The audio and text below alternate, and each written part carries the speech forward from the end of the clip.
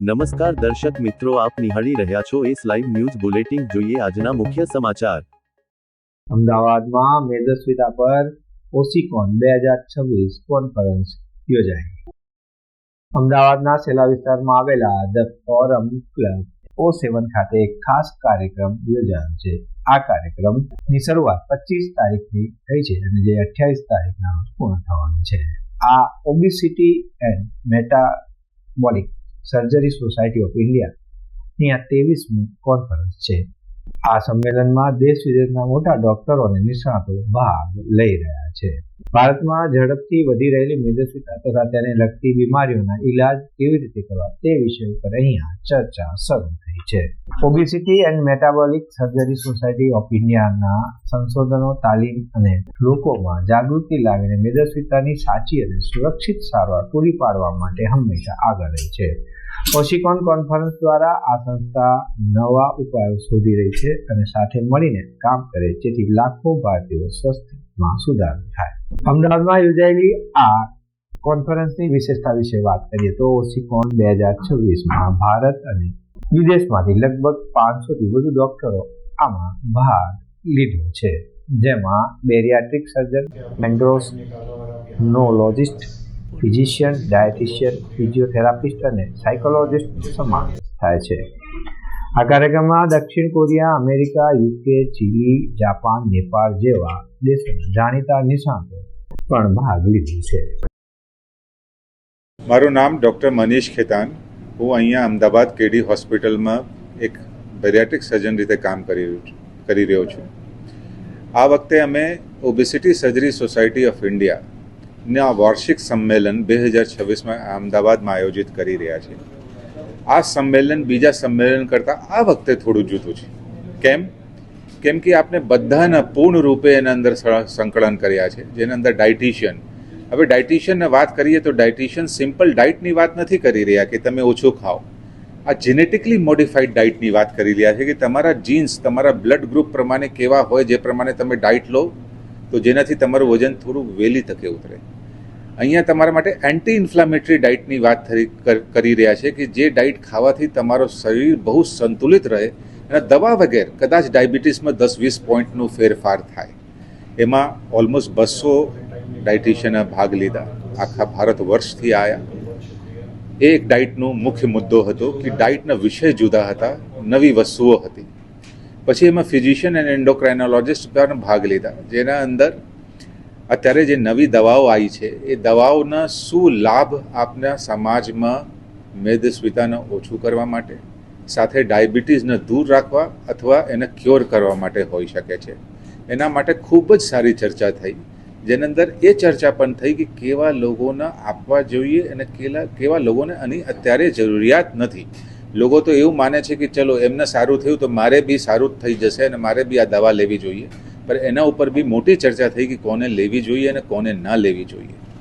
પછી જ્યારે આપણે સર્જરીની વાત થાય તો સર્જરીના અંદર બી કેવી રીતે આર્ટિફિશિયલ ઇન્ટેલિજન્સ અને રોબોટિક્સનો ઉપયોગ કરીને આપણે આ વસ્તુના નેક્સ્ટ લેવલ ઉપર લઈ જઈએ, જેના અંદર પેશન્ટની સેફટી ઘણી બધી વધી જાય.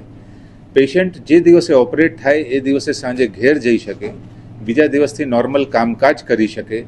અને આ બધી વસ્તુઓ ઉપર વિસ્તૃત ચર્ચા થઈ. અને અત્યારે એક લેટેસ્ટ ચર્ચા થઈ કે મેગ્નેટ્સના યુઝ કરીને આપણે આંતરડાના અંદર એવી રીતે જોડાણ થાય જેમાં પેશન્ટના કોઈ જાતનું કાપાકૂપ ન થાય, કોઈ જાતની સર્જરી ન થાય. અને કદાચ એ ભવિષ્યમાં આવનાર 1-2 વર્ષમાં આ પદ્ધતિ કદાચ એક એવી નવી પદ્ધતિ રીતે ઉપર આવશે જેમાં ઘણા બધા પેશન્ટના આ મેદસ્વીતાની સર્જરીમાં બહુ, જેને કહેવાય ને ડે કેર સર્જરીમાં આપણે ચેન્જ કરી શકીએ કે તમે ઘેરમાં આ મેગ્નેટ ગળીને આવજો, 2 કલાક પછી આવજો, 4-6 કલાક અમારા પાસે રહેશો, એન્ડોસ્કોપીથી અમે કંઈક કરશું અને 4 કલાક પછી ઓફિસ જતા રહીશું. તો આવી નવી પદ્ધતિ કદાચ 1-2 વર્ષમાં હજી ડેવલપ થાય એને પૂરેપૂરી શક્યતા છે. Prevention is better than cure, એક અંગ્રેજીમાં કહેવાય છે કે તમે એને રોકો, અને હું તો બહુ જ માનું છું એમાં. ઇનફેક્ટ કોઈ પણ પેશન્ટને હું એમ જ કહીશ કે તમને ટ્રીટમેન્ટની જરૂર પડે છે કેમ કે તમે રોગી થવા માંગો છો. આજે તમને મ્યુનિસિપલ કોર્પોરેશન શું કહે છે, પાણી ના કરો તો મચ્છર ના થાય, મચ્છર ના થાય તો ડેન્ગ્યુ ના થાય.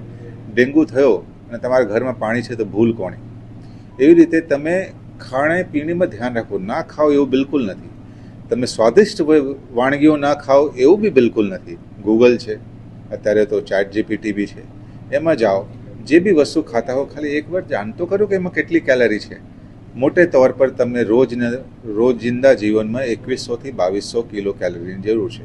સવારથી સાંજે તમે ખાધું હોય એમાં નાખો અને ખાલી એટલું કહો કે એમાં કેટલી કિલો કેલરી. પછી જાતે વિચારમાં પડો કે હવે મને કેટલી કિલો કેલરી ઓછી કરવી છે. શુદ્ધ ભારતીય પદ્ધતિ ઉપર જતા રહો. સવારે ઉઠો, થોડું ચાલો, સાંજે 7 થી 7:30 વાગે ભોજન પૂરું કરી દો. તમને ખરેખર કોઈ ડૉક્ટરની જરૂર નહીં પડે. અને જે એ કરે તો અત્યારે આપણા ગુજરાતના અંદર એમ કહેવાય છે કે 80% લોકો મેદસ્વી છે, મતલબ એકદમ ફિટ નથી, જેને 23 BMI કહેવાય. જે તમે એ પદ્ધતિ ફોલો કરો તો 80% થી 40% થવામાં વાર નહીં લાગે આપણને.